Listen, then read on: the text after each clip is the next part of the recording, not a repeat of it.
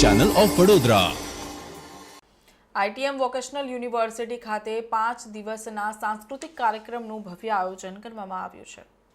કાર્યક્રમને અનુલક્ષીને વિદ્યાર્થીઓ દ્વારા ગાયન, નૃત્ય, અભિનય, કલાત્મક પ્રતિભા દર્શાવવા એક આકર્ષક પ્લેટફોર્મ પૂરું પાડવામાં આવ્યું હતું। સાથે જ એક સુંદર ફેશન શો પણ યોજવામાં આવ્યો હતો। લિટમાસ 2024ની ભવ્ય સમાપ્તિમાં સાંસ્કૃતિક કાર્યક્રમમાં ઉદ્યોગ શિક્ષણ વિભાગની પ્રતિષ્ઠિત હસ્તીઓની હાજરી હતી, જેમાં મુખ્ય લોકગાયક ઉમેશ બારોટ, મેક્ટ્રોનિક્સ ફોરમના CEO Vishalkumar Jadav, Kaizen switchgear product managing partner Arvindbhai Patel સાથે આઈટીએમ વોકેશનલ યુનિવર્સિટીના આદરણીય પ્રોવિસ્ટ ડોક્ટર અનિલ એમ બિસેની ઉપસ્થિતિ રહી હતી। આઈટીએમ વોકેશનલ યુનિવર્સિટીમાં સાંસ્કૃતિક કાર્યક્રમમાં Mechatronics forum organisation, Kaizen switchgear product, Devsinh studio service, Jayshree કલ્કી કન્સ્ટ્રક્શન સાથે જ જય જગન્નાથ પેઇન્ટિંગ સાથે ભેળા મળીને સમગ્ર કાર્યક્રમનું આયોજન કરવામાં આવ્યું હતું। સમગ્ર કાર્યક્રમનો ઉદ્દેશ્ય પ્રતિભાઓને ઉછેરવા, નેતૃત્વને ઉત્તેજન આપવા અંગેનો હતો। મયુર ચાવડા વાત કરું છું। લિટમસ દર વર્ષે આઈટીએમમાં એક એન્યુઅલ ફંક્શન છે, જેમાં વિભિન્ન પ્રકારની ઇવેન્ટ્સ થાય છે।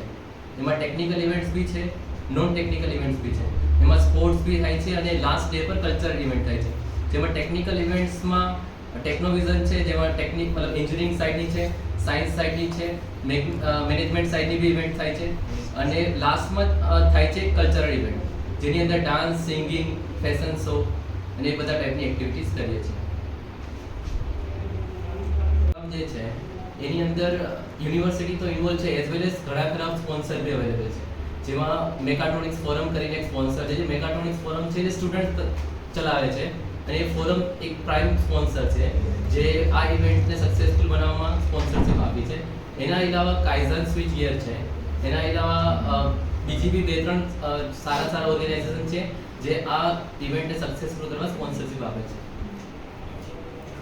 નમસ્તે મિત્રો, આજરોજ Waghodia ITM vocational university Waghodia ખાતે મને આમંત્રિત કર્યો, એન્યુઅલ ફંક્શનમાં મહેમાન તરીકે આમંત્રિત કર્યો છે અને આજે વિદ્યાર્થી મિત્રોના અલગ રૂપ જોવા મળ્યા, જે ખરેખર સરાહનીય છે અને બાળકોના વિકાસ માટે, વિદ્યાર્થી મિત્રોના વિકાસ માટે અલગ પહેલું પર જે ફંક્શનોનું આયોજન કર્યું અને એ લોકોની જે અંદરની શક્તિ છે, સર્વાંગી વિકાસ માટે જે જરૂરી છે એ વોકેશનલ યુનિવર્સિટી કરી રહી છે।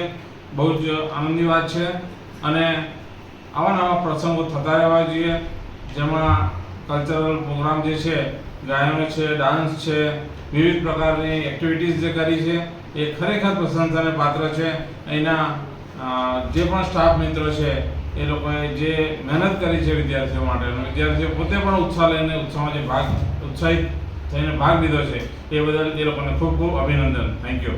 ओके, सो मैं हूँ doctor Ruby from ITM vocational university.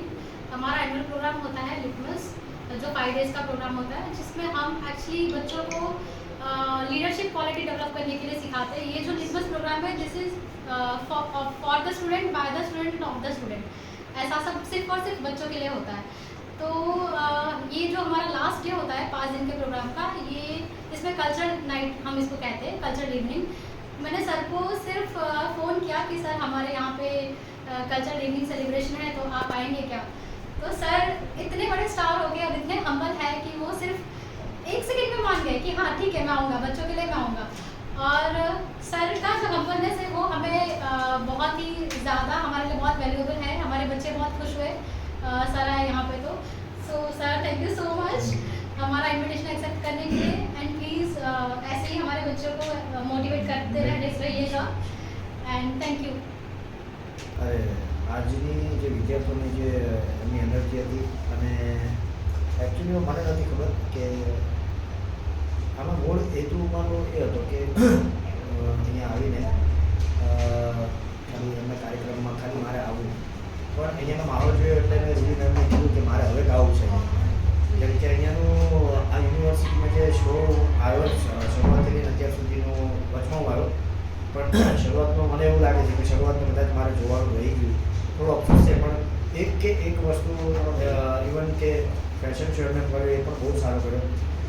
અને બીજી વાત કે બહુ વેસ્ટર્ન ગીતો બધા સાંભળતા હતા, વેસ્ટર્ન કલ્ચર હતું, પણ ગુજરાત આપણું જે માં છે, આપણું જે લોહી છે, આપણી જે માતૃભાષા છે, એને લઈને જે અહીંયા પણ એટલો જ ક્રેઝ છે, જે ગુજરાતી ગીતોનો ક્રેઝ છે. જે હું સ્ટેજ પર ગયો એટલે ઘણા બધાને એક બે ગીતોની મેં ખાલી ઝાંખી આપવા માટે, ખાલી ઝલક આપવા માટે મને એવું લાગ્યું કે ક્યાંક કોઈ સાંભળે છે કે નહીં, પણ બધાએ ખૂબ બૂમો પાડી, રાડ કરી મૂકી મારા સોંગમાં, અને બહુ મજા આવી. અને જ્યારે પણ આ યુનિવર્સિટીમાં જ્યારે કાર્યક્રમ થશે ત્યારે આવવા માટે હું પોતે એક્સાઇટેડ હોઈશ, કારણ કે અહીંયા જેટલા પણ યુવાનો છે અને જેટલા પણ મેમ્બર્સ છે, આ બધા બહુ જ ઉત્સાહી છે. અને કંઈક યુનિક મને આ કાર્યક્રમમાં લાગ્યું કે બીજે બધે ઘણા બધા જતા હોય છે, પણ અહીંયા કંઈક અલગ અહેસાસ, અહીંયા માહોલ કંઈક અલગ હતો. ખૂબ મજા આવી મને. જો બધી પહેલી વસ્તુ તો હરેક વ્યક્તિ કે કોઈ પણ કલાકાર બધાને એક ટોચ ઉપર જવું ગમતું જ હોય છે, પણ અમે જે અત્યારે ફોક સિંગરો જે છીએ, એમાં હું પણ આવી જાઉં, ઘણા બધા સિંગરો છે, અમે લોકો જ્યાં વિદેશમાં પ્રોગ્રામ કરીએ છીએ કે ગમે ત્યાં જઈએ છીએ, ત્યાં આપણું જે કલ્ચર છે, આપણો જે ગુજરાતી વારસો છે, કે આપણું જે ફોક મ્યુઝિક છે, એને ટોચ સુધી પહોંચાડવાની અમારા બધાની કોશિશ હોય છે.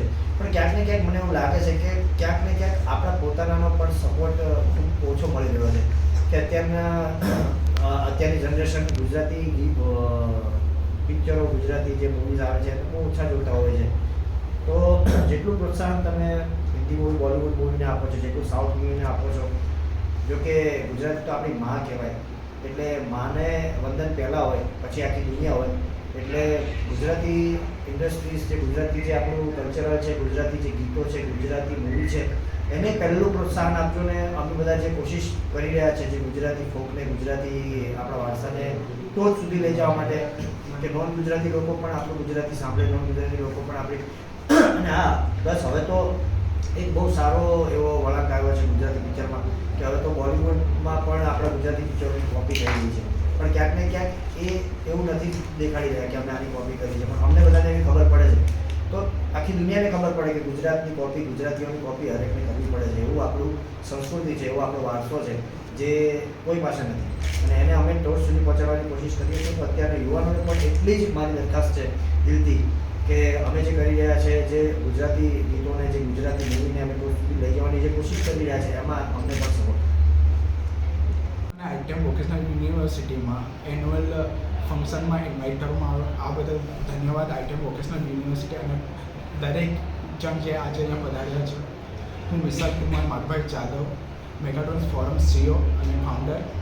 અહીંયા આવીને એક અલગ જ એનર્જી મળી, સ્ટુડન્ટનું ટેલેન્ટ જોવા મળ્યું, એ લોકો સાથે વાતચીત થઈ, ઘણું બધું નવું જાણવા મળ્યું. ને આ યુનિવર્સિટી ઘણા ટાઈમથી વડોદરામાં નવી એક્ટિવિટી કરી રહી છે, ફ્યુચર બનાવી રહી છે સ્ટુડન્ટ્સનું, અને સાથે એક નવા જનરેશનને એક નવી ઊંચાઈ સુધી પહોંચાડવાનું કામ કરી રહી છે ITM વોકેશનલ યુનિવર્સિટી. મને અહીંયા આમંત્રણ કરવા બદલ બધાનો ધન્યવાદ.